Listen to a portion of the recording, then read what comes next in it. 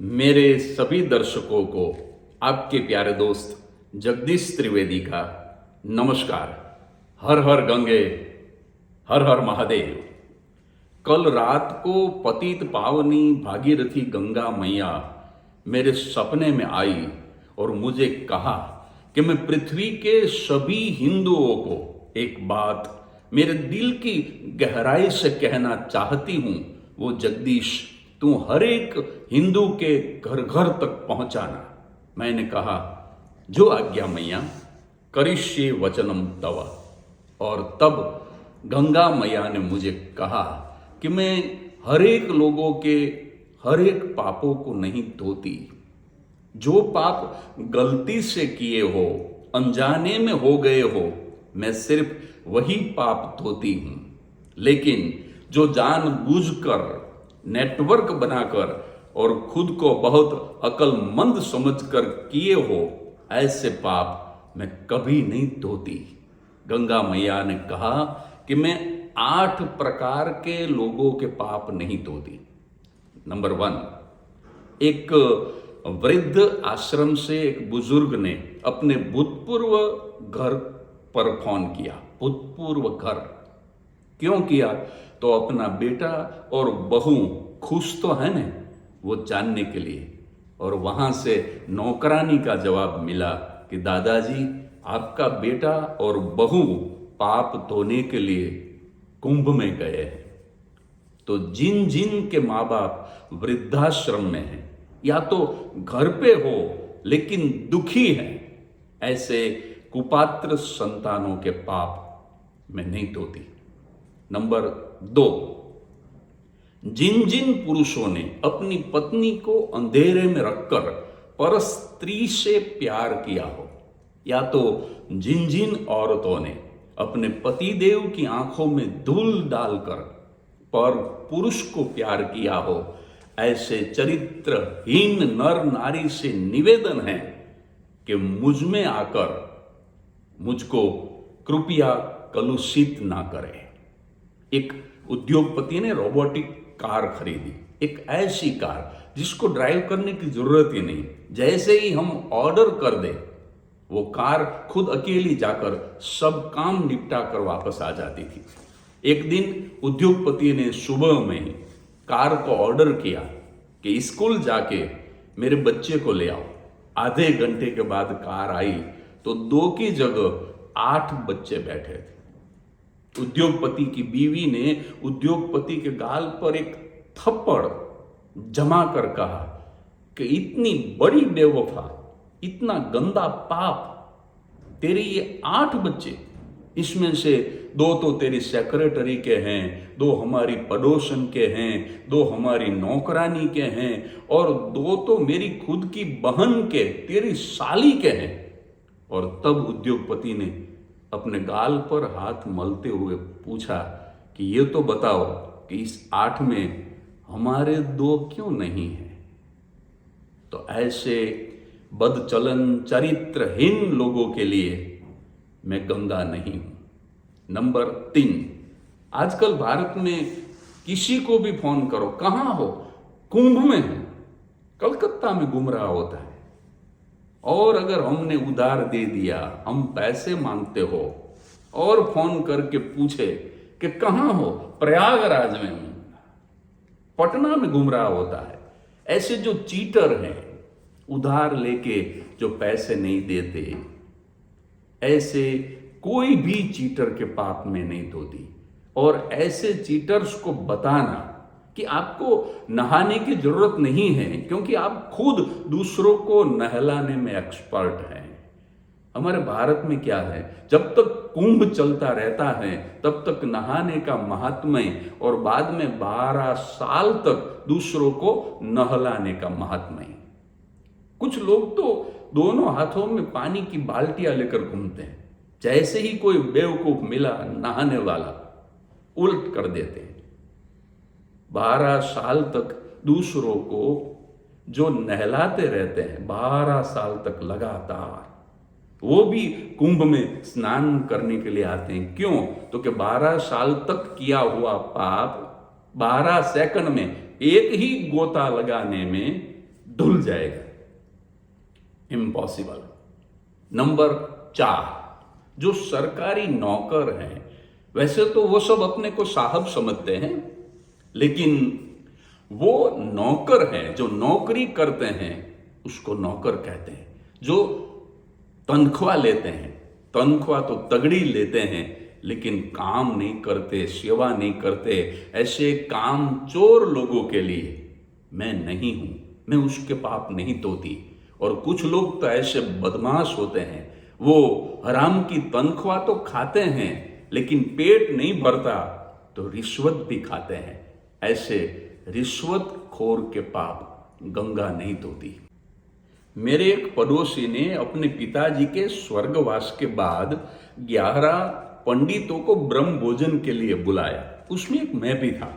तो मैं उसके घर पहुंचा तो 11 टेबल रखे हुए थे, एक भी कुर्सी नहीं थी। तो मैंने कहा कुर्सी तो लगाओ। वो बोला टेबल के नीचे घुस जाओ। मैंने टेबल के नीचे देखा तो थाली गिलास खाना भी परोसा हुआ था। मैंने पूछा कि ये कौन सा तरीका है?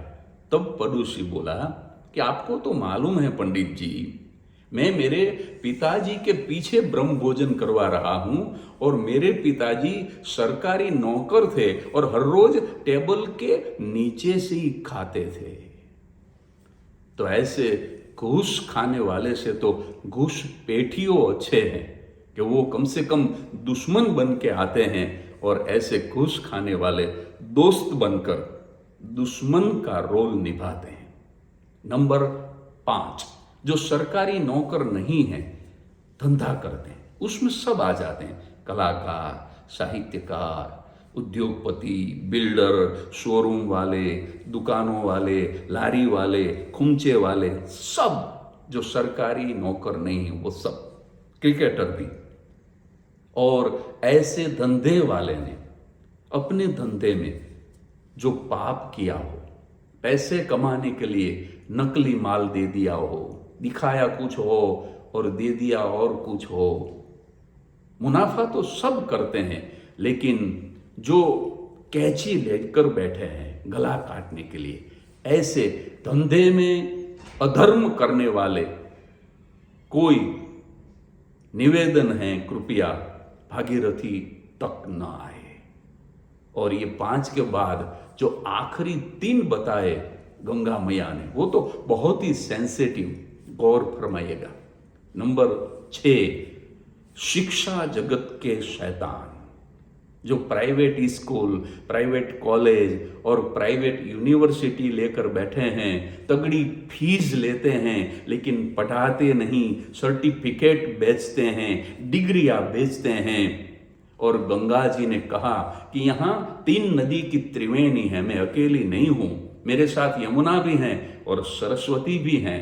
मेरी बहन सरस्वती ने कल मुझे कहा कि ये शिक्षा जगत के शैतान मुझे सरस्वती को बेचकर लक्ष्मी इकट्ठी करने में लगे हैं। ऐसे पवित्र क्षेत्र को जिसने, बेदाग क्षेत्र को जिसने मलिन किया है, प्लीज वो मेरे अंदर स्नान करने ना आए। नंबर 7, ऐसा ही पवित्र क्षेत्र आरोग्य का, जिन जिन डॉक्टर ने जरूरत न होने पर भी एंजियोग्राफी की हो, एंजियोप्लास्टी की हो, बाईपास करके ख्याति प्राप्त की हो, ख्याति, और गलत रिपोर्ट्स करवाए हो, लेबोरेटरी वालों ने भी डॉक्टर से मिलकर, डॉक्टर से मिली भगत करके गलत रिपोर्ट्स दिए हो, मेडिकल स्टोर वाले ने नकली दवा बेची हो या तो असली दवा झूठे दाम पर बेची हो, दवाइयाँ बनाने वाले ने नकली दवाइयाँ बनाई हो, ये सब मेडिकल माफियाज जो खुद की प्रैक्टिस बंद करके मेडिकल कॉलेज चलाते हो और लोगों को लूटते हो, ये सब मेडिकल माफियाज प्लीज मंदाकिनी तक न आए। आरोग्य जगत के देव हैं भगवान धन्वंतरी, वो धन्वंतरी की सिफारिश लेकर भी आएंगे तो भी मैं मेडिकल माफियाज के पाप को धोने वाली नहीं हूं। और 8वां और आखिरी क्षेत्र बहुत ही पवित्र, बहुत ही पुनीत और वो है धर्म जगत। धर्म को जिन जिन लोगों ने धंधा बनाया हो, चाहे वो पंडित हो, मंदिर का पुजारी हो, मंदिर का ट्रस्टी हो, कथाकार हो, संत हो, महंत हो या महामंडलेश्वर हो, गंगा मैया ने कहा कि पैसे के लिए, पद के लिए, प्रसिद्धि के लिए जिसने धर्म को धंधा बनाया हो, धर्म में जिसने अधर्म का आचरण किया हो, वो सन्यासी के लिबास में भी आएगा, फिर भी मैं उनके पाप को धोऊंगी नहीं। ये सुनकर मैं सपने में रो पड़ा। मैंने कहा मैया, इस 8 में तो मैं भी आ गया।